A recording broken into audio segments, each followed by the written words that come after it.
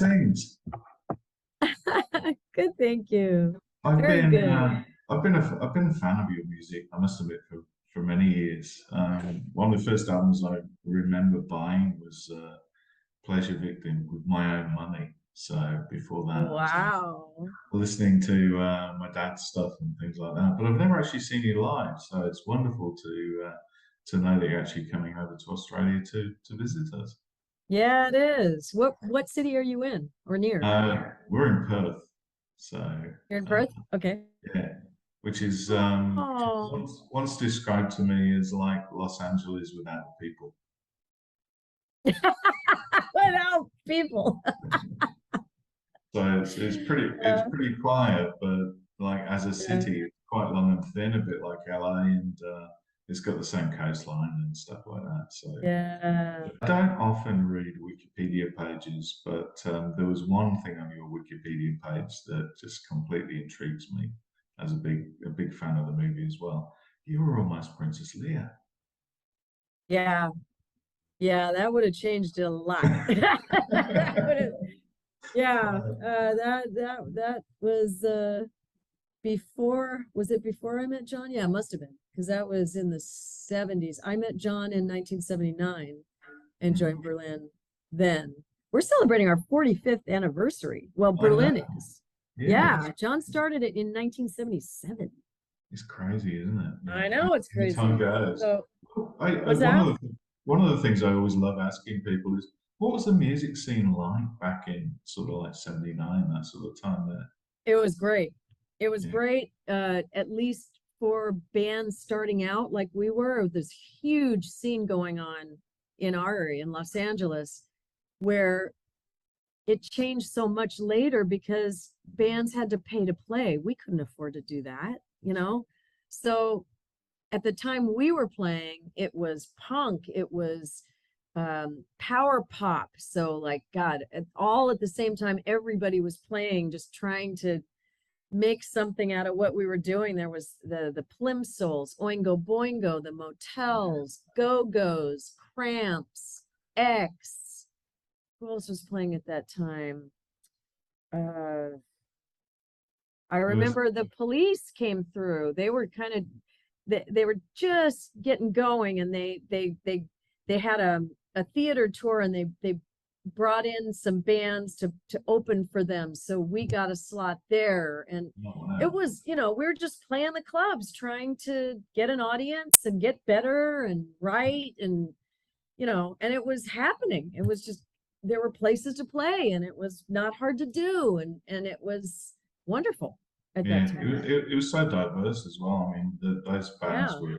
were fantastic. I often see that sort of like time in LA. There was so much happening maybe a few years before in New York where everything exploded, and then it was LA's turn then. Yeah. The music of Berlin's always been wonderful because you don't really sound like too many other bands out there. There's a sort of uniqueness about, especially the early stuff. Um, I mean, you can see the European synth influences and stuff like that. But who were you listening to as a kid? I liked Bowie and Pink Floyd. And I mean, when I was a kid, before 10 years old, we had a record store, a mom and pop record store. And I ran the cash register. I was Yeah, 8 years old in the 60s. Okay. And so we had fucking everything. We had yeah, everything coming out. And it was a huge scene. My brother was a teenager, so he was in it. And I wanted to be in it. And my brother was the buyer for the record store. My dad, basically ran the place, but my brother was the buyer, and I was the cash register. I would help, cash people out. And then I listened to music all the time. I'd go straight from school to the record store because that's where my family was, and play records and help people buy records. I mean, it was such a great education for me because I got to hear everything. It was wow. available. We didn't Yeah, have the internet, as you know, and there was no way to hear this stuff unless you bought it or it came on the radio, because that's all we had. yeah. But I had the record store. So Yeah, that was a, That's amazing. I wish my dad had a record store when I was. it was really great, though we got killed. I mean, once the big chains came in, I don't know if you remember the Warehouse and Yeah. Tower Records, and those big chains killed us. We couldn't compete with their prices because their volume was so big. So that knocked us out of the ballpark. We couldn't, my dad had to give up the store. But So when did you know that you wanted to make records instead of listen to them? Was it I knew a I wanted to try my whole life. I didn't know if I could do it because these people were gods to me.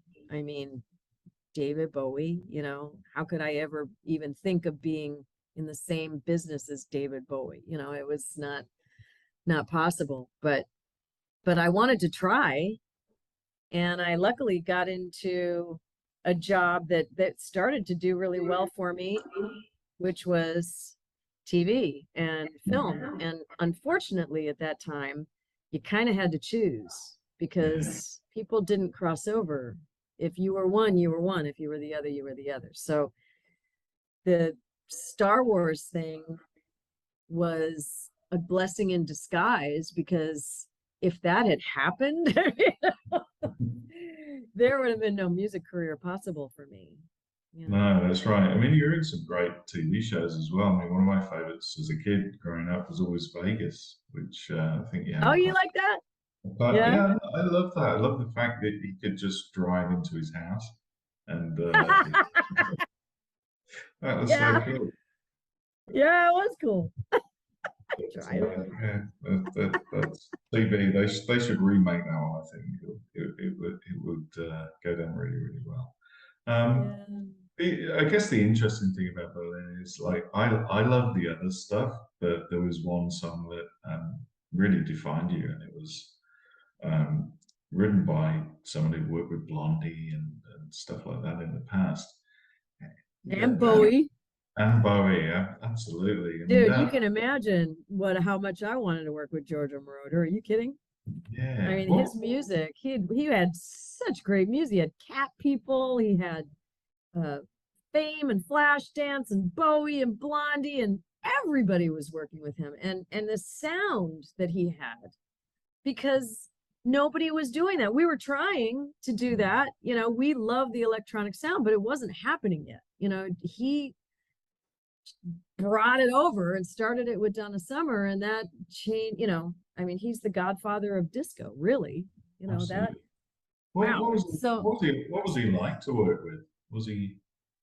at the time, and we're still friends, he's definitely a lot more relaxed now, but at the time, he was always working on 5 things. I mean, when we got the chance to do the 2 songs with him, which is all we could afford, he was working on 3 projects. He had a studio with 3 different studios going at once inside the complex, and we were just in one of them. So he would run in. I mean, he always blew in. He was, never sedate or calm. He was just blow in and hear what we were doing with the song. It was No More Words and Dancing in Berlin.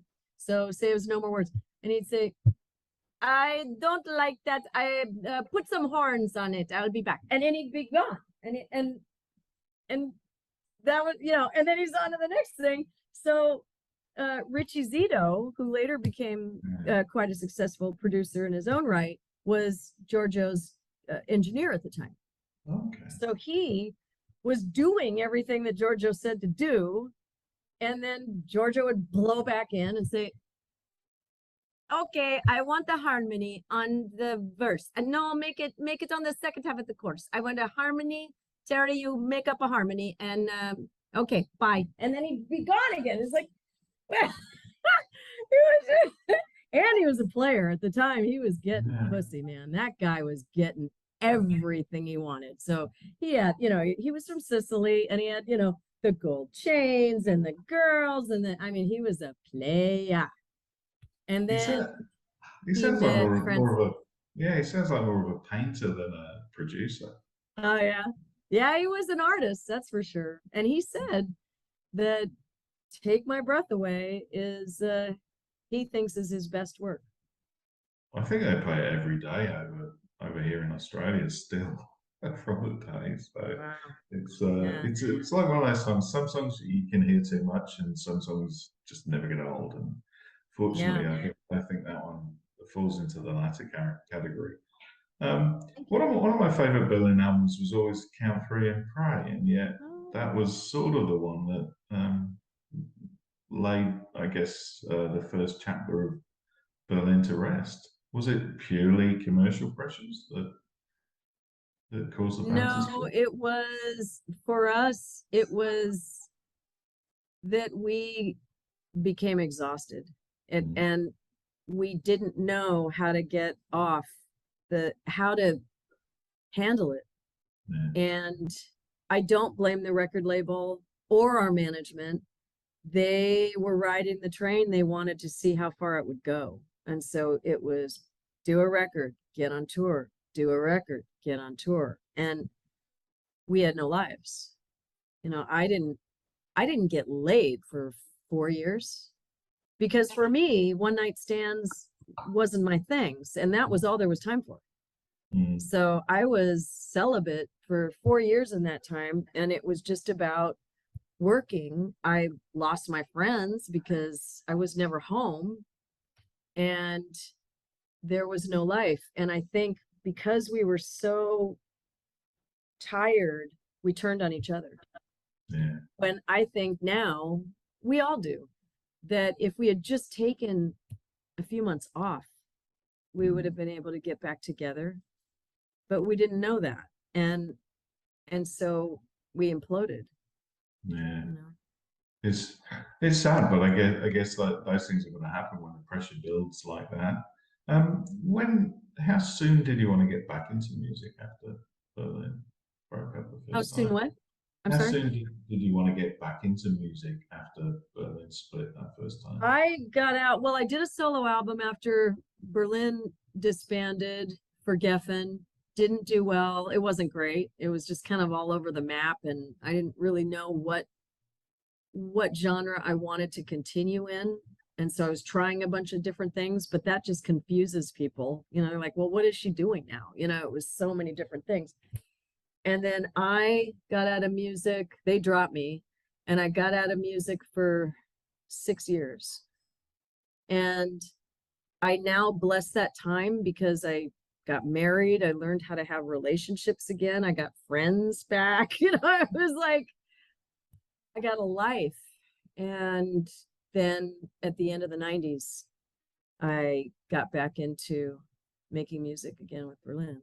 Yeah, one of the other things I love, the stories I love, and I've never heard it. I've only read about it. Was when you approached the Sisters of Mercy or Andrew about Under the Gun, what became Under the Gun, I guess.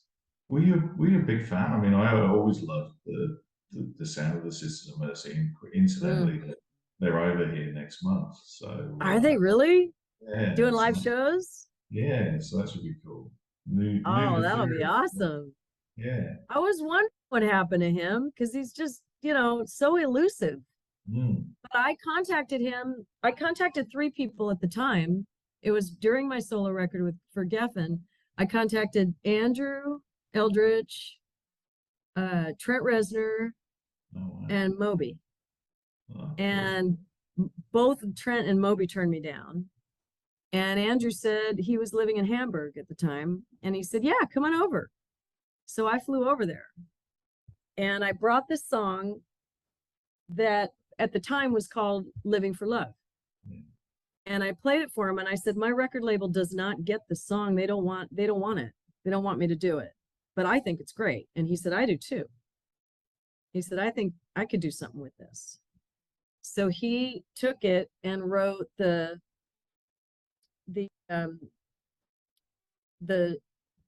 rap part at the end, which I thought was brilliant.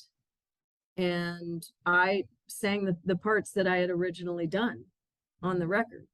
So it was a different song, but he added to it and made it Under the Gun. And I loved it because that was Andrew. He wanted to believe in love, but he had never been in love. And at that point, he's my age, same year. So he was, let's see, early 90s, early 30s. And it captured his angst, because the chorus is, "Are you living for love?" And he wanted to be part of that song, but all he's doing is talking about guns and drugs and hell, and it's just, they're just kind of going together at the same time. And that was Andrew Eldritch. Yeah. It's interesting because that was sort of like the last recorded song that System of a Mercy did. It was the last original song that he ever did. So Why? I know, it's crazy. They've got legendary material like that. Apparently they play live now. So, but it's just not But been they'll released. never, why aren't they recording them? I know. That's what I was He's asking. so good, he's so Yeah, talented. a classic band. Well, Yeah. brilliant. I must admit, I really liked Transcendence when that came out. Thank you. Back a few years ago. And then you did the orchestral thing as well, which I thought, well, some of those things don't work well, but I thought that worked beautifully well.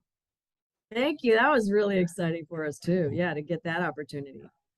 Yeah, Yeah. it was two Philharmonic orchestras that were Wow. part of that record doing our music. And some of the songs were just mind blowing to me what they added, because they added parts that didn't exist on top of what the songs were. Yeah.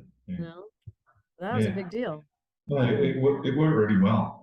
We've got a podcast that we put up a little teaser for before we put up the interview. So there's just a couple of questions we ask everyone there. Be really interested to hear your answers to these. If you could have been a fly on the wall for the creation of any great album, any point in history, what would you love to have seen being made in the studio? What do you think would have had some magic in it? I thought of a song more than an album. I don't know why, but this woman's voice on it is so iconic. And I found out later that she was called by Mick Jagger at 3 a.m. She was pregnant. And he said, "Come down. I want you to sing on something." And she went down there and did it. And that would be Sympathy for the Devil. I would have loved to just hear and be part of that, because that song it's like it came from outer space, it's its own deal, and to hear her sing that, to watch her do that vocal, would be, it's so powerful and passionate, and so yeah, I would have loved to be there for that song. Yeah, that would have been great. I mean, I think. How about you? How about me? Yeah. I don't know. I don't know. There's so many. It's like it's impossible. Yeah, well, pick one. Yeah, I know there's a lot. You pick I'll another tell one you what. tomorrow. Another Stones one. The other Stones song that I would love to have seen being made. "Give Me Shelter." I think that and "Sympathy for the Devil" are probably my two favourite Stones songs. And again, like "Sympathy," I think that one's just come from like out of nowhere. It's Yeah. a wonderful song. But again, You're right. No, you're right. That's the one. That is the one. It's just a shine away. Yeah, that's the one. What am I saying? It's not Sympathy for the Devil. It's "Give Me Shelter." But they're both great. They're both great I'm songs. sorry. Yeah, it is that one. Yeah. My mistake. And in a way, that sort of reminds me of when the Sisters of Mercy redid "Temple of Love" '92. There's that whole, I think it was a Tunisian or Egyptian singer did the vocal on the remix. Oh, for Haza. Yeah, that's right. Yeah. Andrew said that his two favorite female singers are Oprah Haza and me. Wow, that's good company to be in. Yeah. It's a lot to me, yeah. Definitely one of my favorite singers of the 80s as well. But you've still got it. I've been listening to some YouTube tricks. What's the secret? How do you keep the voice? staying healthy. You know, I can't party like I did before because it's not going to work. You know, I'm older. Yeah. So yeah, it's okay to party. It's important to party. It's important to have fun, but moderation, you know, balance. I'm vegan. I'm happy. My mom always said that you stay healthier if you're happy. So make that a priority. Yeah, I think so. Some people just seem to be lucky, and other people have to work at it, and other people it just goes at some point. But I think you're one of the Mhm. lucky ones who you seem to be sounding as good, if not better. Sometimes when you get older, you get an extra sort of layer, if you like, in the vocals, Yeah, and I yeah, understand. Yeah. you certainly got that. The final question we always ask people the first time we speak to them is really easy. So you'll never get an easy question. What is the meaning of life? Love is the whole show. It's as simple as that, isn't I had an experience with something called ayahuasca. I don't know if you know of it, but it's a psychedelic. It is legal in America, but they are on the fence about it because it contains an ingredient that is not. DMT is not legal in America, but it's in a plant, and they're allowing the plant ayahuasca to exist and be used because it is used by a number of religious tribes it? here, and it came from South America. Anyway, I had this experience and it changed my life. It was the message that came through while I was in this experience is, Terri, don't you realize that everything that is around you, everything is love. There is nothing that's there in your world that isn't. Nothing. And I had heard that. I knew the concept, you know, God is love and all that. But that experience of it, it was experiential. And I woke up the next morning and everything was different. Yeah,